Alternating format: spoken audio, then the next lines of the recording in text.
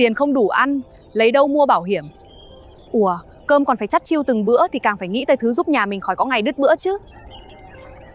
Nhưng giờ sống còn lo chưa xong, hơi đâu nghĩ chuyện xa. Có gì xa đâu, mất việc, bệnh một trận, nằm viện vài hôm là nó thành chuyện rất gần liền. Tôi nghèo nên chưa dám mua bà ơi. Nói thiệt nha, chính người không dư dả mới là người khó gượng dậy nhất khi có biến đó bà.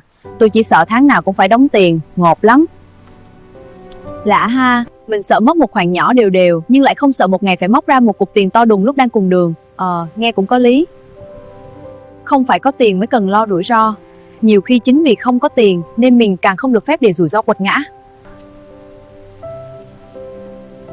Bạn sợ đóng một khoản nhỏ mỗi tháng, nhưng không sợ một ngày gục vì một khoản quá lớn. Không đủ tiền mới cần nghĩ tới bảo hiểm.